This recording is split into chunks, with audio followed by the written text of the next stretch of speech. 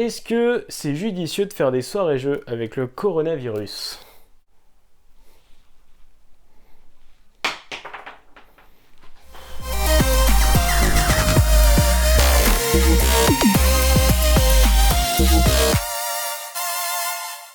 Ah que coucou les amis, je suis Jérém le Gnome, bienvenue dans l'Hebdomino. J'espère que vos quarantaines se passent bien et que vous avez bien fait le plein de jeux pour que ça passe plus vite. Asseyez-vous confortablement dans vos fauteuils, on envoie le vrac.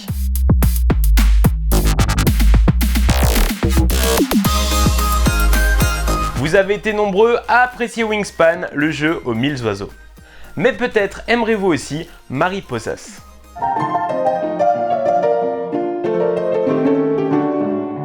Leur point commun, ils ont le même auteur, Elizabeth Hargrave. Le jeu avait été annoncé il y a un petit moment déjà et bonne nouvelle, on vient d'apprendre qu'il sortira bel et bien en français autour de l'automne 2020 et sous le sceau de Gigamic. It's Wingardium Leviosa, swish and flick. Oh, Wingardium Leviosa. Enfilez vos robes de sorcier, on va à Poudlard. Et pas pour apprendre à faire voler de vulgaires plumes. Non, cette fois-ci nous allons mener une vraie bataille avec nos cartes dans Harry Potter Hogwarts Battle. Le jeu cartonne et une seconde extension vient d'être annoncée aux States. Le pays de Donald Trump, plus pour longtemps.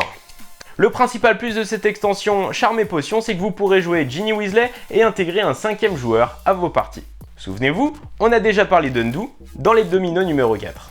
Eh bien, la série de jeux d'enquête de Gigamic est de retour avec un tout nouveau scénario sorti ce vendredi 13 mars, Le Savoir Interdit. Cette fois-ci, un homme est décédé en 1923 d'une crise cardiaque, à l'entrée d'une crypte et en plein milieu d'un marais.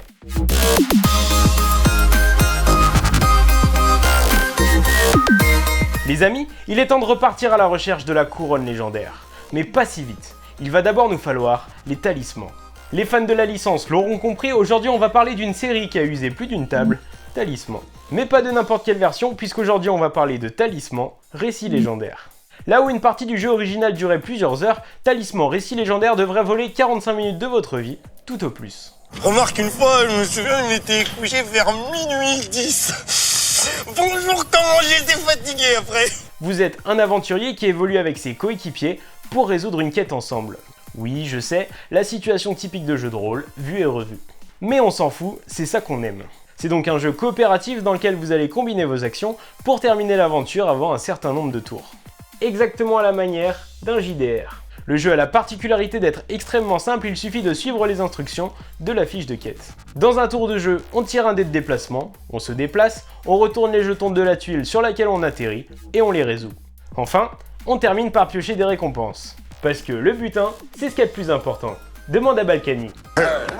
Le jeu propose 5 aventures différentes et évolutives, jouables sous plusieurs niveaux de difficulté.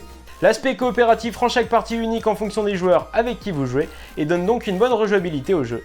Le matériel est sympa, les dessins sont cool et l'aléatoire repose sur un sac dans lequel on vient piocher des jetons. La carte joueur est directement fixée sur le sac et au moment de jouer, on peut choisir ou non de remettre les jetons dans le sac pour mieux maîtriser les statistiques.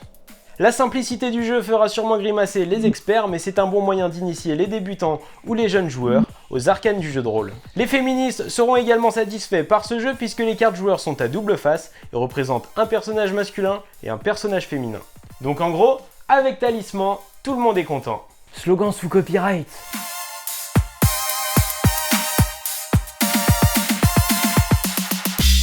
Il est des jeux qui sont tellement cool qu'ils sont réédités, pour que cette coolitude dure plus longtemps. C'est justement le cas de Pax Pamir, sorti initialement en 2015. Pax Pamir est un jeu atypique qui se déroule au 19e siècle, en Afghanistan, où l'Empire vient de tomber. 3 coalitions ont donc des vues sur le pays. Les Russes, qui ont, on va pas se le cacher, un certain talent pour les conflits internationaux.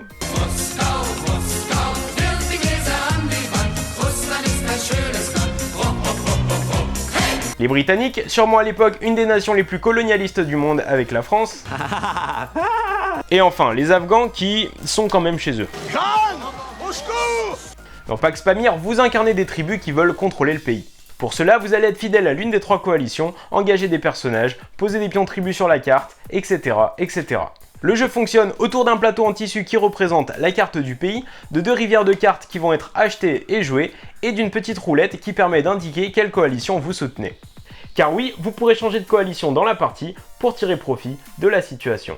Pendant un tour de jeu, vous allez faire 2 actions avec 3 types d'actions différentes. Achetez une carte, jouez une carte, utilisez l'action d'une des cartes que vous avez jouées. Vous marquez des points grâce à votre coalition et à ses unités, et grâce à des cartes de scoring présentes dans la rivière. Le jeu est juste magnifique et poétique. Les pions de coalition sont uniques, et le plateau est en tissu. L'univers graphique du jeu colle super bien au contexte et tous les personnages que vous y croiserez ont vraiment existé. Ils ont même d'ailleurs sur leur carte un petit descriptif historique. Il n'y aura pas Ben Laden. On est clairement sur du jeu expert accessible à partir de 13 ans pour des parties de 45 à 150 minutes de 1 à 5 joueurs. C'est un gros jeu, déjà connu, donc forcément la campagne a déjà passé 100% de l'objectif initial. Je n'ai pas vu de stretch goal sur la campagne, seulement 3 paliers de contribution accessibles pour les particuliers. Le premier est à 5$ et vous permet d'obtenir les nouveaux jetons gouverneurs. Le second est à 15$ et vous permet d'obtenir un sac de pièces en métal pour le jeu. Et enfin, le troisième est à 70$ et vous permet d'acquérir le jeu. L'histoire en soi n'est qu'un jeu à taille réelle.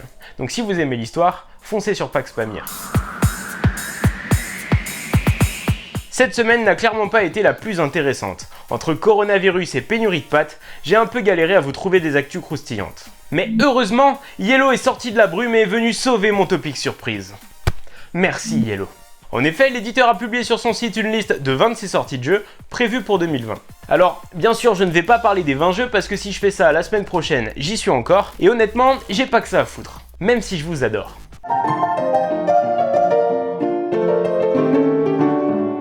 J'ai donc sélectionné 3 jeux qui ont attiré mon attention ou piqué ma curiosité, c'est donc une sélection totalement subjective, et j'assume. Donc, Yellow, n'heure de commencer avec Paris, Ville Lumière. Un jeu prévu pour le printemps 2020. Eh mais c'est bientôt!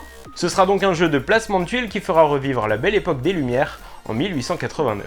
L'électricité est à présent connue du grand public, et les villes sont de plus en plus éclairées.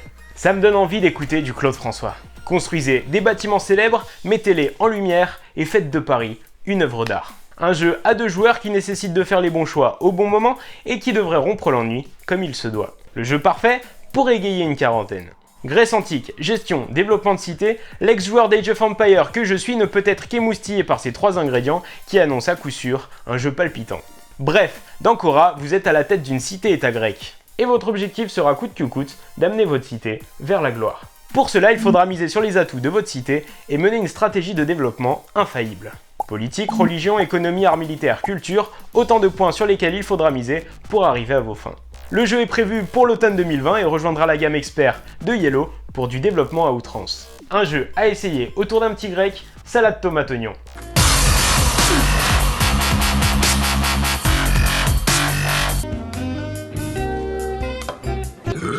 Le dernier jeu qui arrive est sûrement l'un des titres que j'attends le plus cette année. Le titre, Dans le hall du roi de la montagne.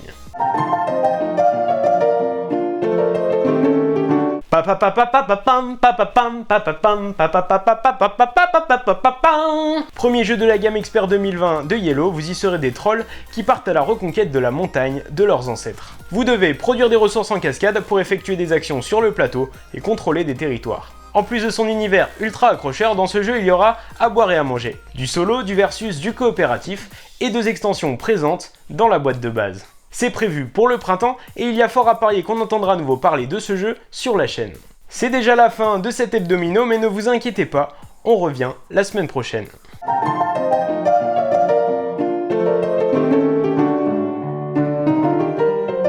J'espère que cette vidéo vous a plu, si c'est le cas, abonnez-vous, si c'est pas le cas, abonnez-vous. N'hésitez pas à lâcher un petit pouce bleu ou un commentaire, ça me motive dans mon travail et ça m'aide à continuer l'hebdomino. Et surtout, n'oubliez pas, n'arrêtez jamais de vous amuser.